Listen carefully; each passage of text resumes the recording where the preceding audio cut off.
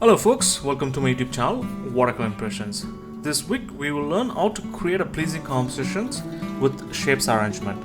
We will use the Toronto street as a reference to do a painting.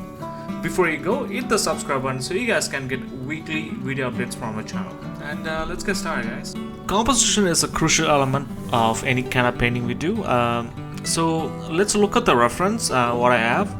So I'll be talking more about arranging the shapes for a composition than painting, because if you want to see painting video, you can go and check out my videos, how I approach the painting.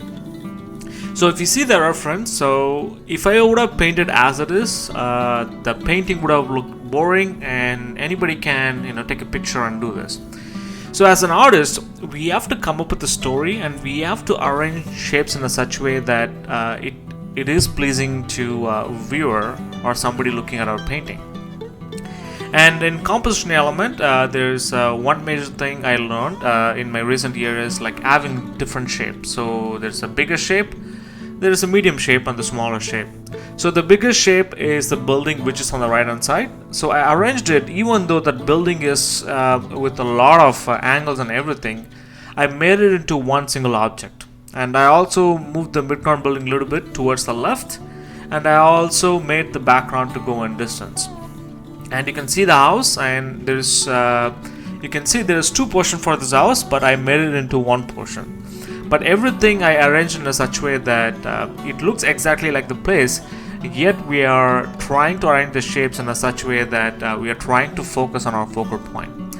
My focal point in this painting is capturing the lighting. So the lighting is really beautiful, and the lighting which is in the foreground capturing with that cool color lighting, that's my focal point. And I want to create that contrast. And you can see, as soon as before you put down your wash, you have to come up with the motive. What's your motive for this painting, and what's your vision for your painting? Are you trying to show, for example, if I'm taking this reference, if you want to show the bus which is in the foreground as your focal point, you would have zoomed in this painting and bring the bus even closer to our foreground. But if you want just to paint the building or the house which is our focal point, you would have made the house bigger and you made everything else smaller and make it really weak. But as I said, my motive and my vision is to capture this lighting, the spring contrast which is showing from the foreground to the midground, and that's my focal point. And you can see this is our first wash. The first wash is nothing but the light wash in your painting. It doesn't have to be accurate to your the base color of your reference.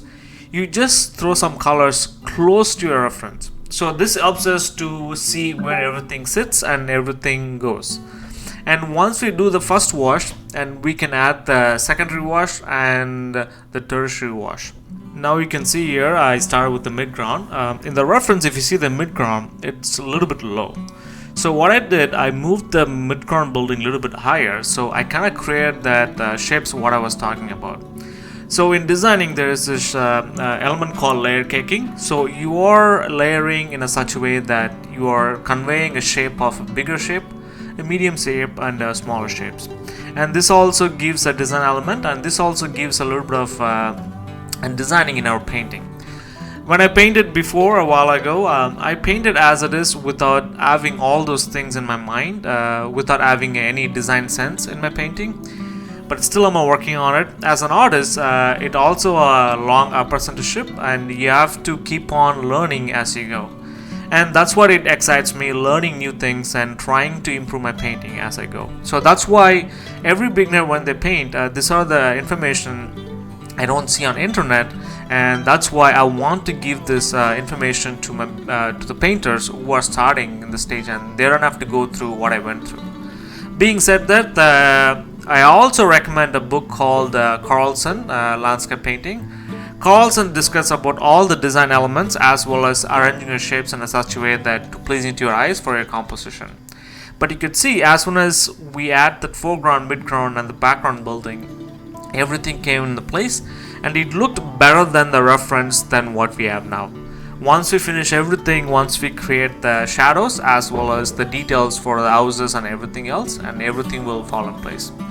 And you can see in the background even though the background is small too, but I want to support my midground, so I made my background a little bit bigger. But if I would have done this painting again, I would have made my background a little bit smaller, so there's a little bit of sense of depth and perspective in our painting. So now I'm adding the shadows for the trees, and I'm also trying to design my trees in a such way that how the lighting and the shadow comes through it. And this is one of the hardest thing to paint in watercolors or any kind of medium is painting trees, because it has a lot of hard edges, loose edges, but at the end of the day it should look like as a tree. But there's one trick I try to use when I'm painting in trees, thinking everything as one single shape and trying to add the light side and the dark side. And now I'm jumping on to the foreground building, and this is another designing element I was talking about. If you see the reference and if you see your house, it looks totally different. And I created a sense of lighting in there as well, because it also creates this contrasty lighting. As I said, my motive is to push the lighting in my painting, and that's what I'm trying to do. And the other thing I did here is I should have left the roof white, and it would have been like created more contrast, but I did put down a wash.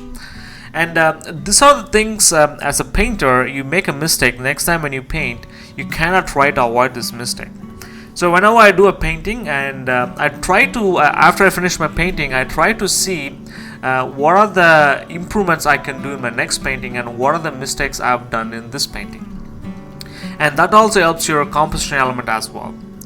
And you can see now I painted the bus as well, so this will make the painting come alive. I'm talking about the shadows. And this is another thing, my shadow, I made a little bit too much purple. I should have made a little bit cooler. You can see there's a grayish bluish gray in there, but I made a little bit purple. But that's another one of the thing about watercolors. It's a challenging medium, because once you paint, you can't go back and paint it. So I leave it as it is, and it will give a beautiful impression once I finish it, because we capture the lighting in our painting.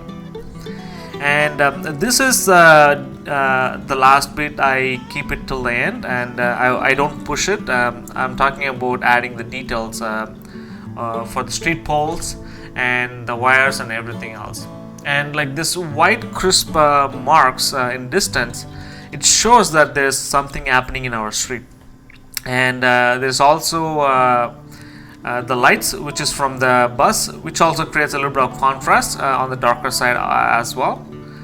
And when I try to do this, I'll try to keep it minimal, because I don't want to take away all the details in our foreground to anything else. And you can use gouache or Chinese white. I'm using Chinese white, and I'm not using any water in my brush, and I'm putting my eyelets as it is. I could create a lot of details in this painting, but enough is enough. I want to stop it at one point, but I'll be when I squint my eyes, if I see the reference and see my painting, if it looks the same, and that's where I stop.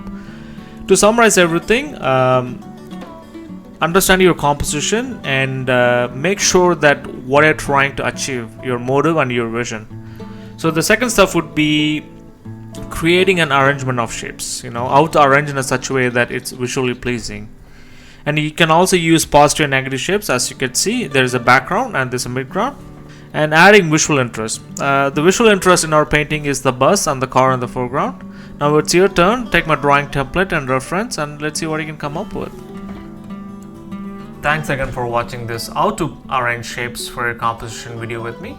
Let me know what you guys think of this video in the comment section. Before you go, hit the subscribe button so you guys can get weekly video updates from our channel. And please do share with your fellow artists and friends and family.